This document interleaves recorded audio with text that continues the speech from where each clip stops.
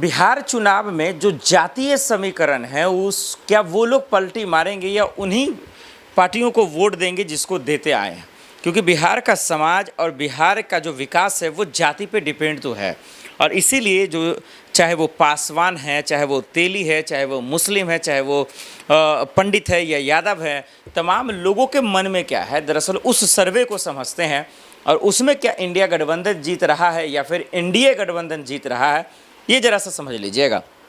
और जो पार्टी छोड़ने की कवायद है, जो एक दूसरे से दरअसल जो इस्तीफे की बात है, नाराज़गी की खबरें हैं, हम उस पर फिर उसके बाद दर्शकों को खोलकर बातचीत करेंगे कि किसका पलड़ा भारी है, कौन किसका साथ छोड़ेगा और बिहार में किसकी सरकार बनेगी, नीतीश कुमार की, चिराग पासवान की, प्रशांत किशोर की या फिर तेजस्वी यादव की। पहले समझ लीजिए दर्शकों, जिस तरीके से जो जातीय समीकरण MY फैक्टर सबसे ज़्यादा बिहार में जो है अहमियत डालता है, उस राजनीतिक समीकरण को जो है खेल को बिगाड़ता और बनाता है, और उस पर दबदबा हमारा आप जानते हैं किसका है और नहीं है, ये बताने की ज़रूरत नहीं है। और उस पर अगर किसी का कंट्रोल हो जाता है, उस पर किसी का कब्जा हो जाता है, तो फिर उससे बेहतर कोई चुनाव दरअसल जो है चुनाव की पिच पर खेल नहीं सकता। हम और आप जानते हैं कि बिहार का चुनाव ज़्यादातर लोग जो है मुसलमानों के वोटों को पकड़ने की कोशिश करते हैं, जिस पर प्रशांत किशोर साहब एक वीडियो में ज़रूर कह चुके हैं कि भाई हमको उनका वोट चाहिए नहीं। बीजेपी भी ये बात जानती है कि भाई हमको मुसलमानों का वोट चाहिए ही नहीं, लेकिन नीतीश को मुसलमानों का वोट पड़ता है। लेकिन अगर इस बात आप बात करें, जब वक्फ बोर्ड की बात आई और नीतीश कुमार ने पैर पीछे खींच लिया, जब उन्होंने जो है पूरी तरीके से दरअसल जो है वक्फ बोर्ड के ख़िलाफ़ अपना समर्थन दिया, उनके समर्थन में नहीं आए, तब मुसलमानों की नाराज़गी आ गई। तो इसका जो वोट है कहीं ना कहीं इंडिया गठबंधन को ही जाएगा, यादव का तो है ही। जो मेन खेल है वो पासवान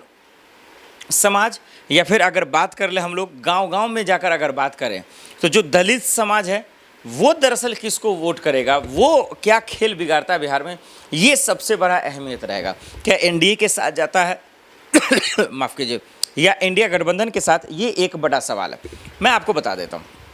जिस तरीके से नीतीश कुमार ने शुरुआती दौर में काम किया, जिस तरीके से उन्होंने विकास किया, जिस तरीके से बिहार के हर घर जो है नल जल योजना दिया उन्होंने, जिस तरीके से जो हर घर गैस दिया, सिलेंडर दिया, महिलाओं के लिए सुरक्षा दिया, क्या कमाल का काम उन्होंने किया, मतलब जितनी तारीफ़ की जाए कम।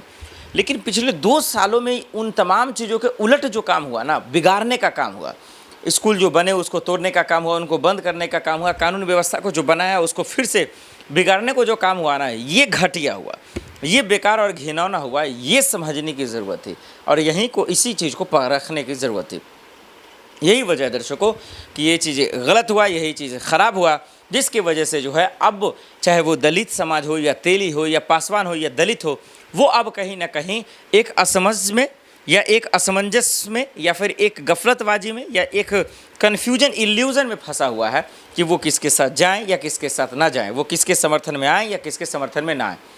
ये एक बड़ा सवाल होता हुआ नज़र आ रहा है और इसीलिए मैं आप लोगों से पूछना चाहता हूं कि दर्शकों,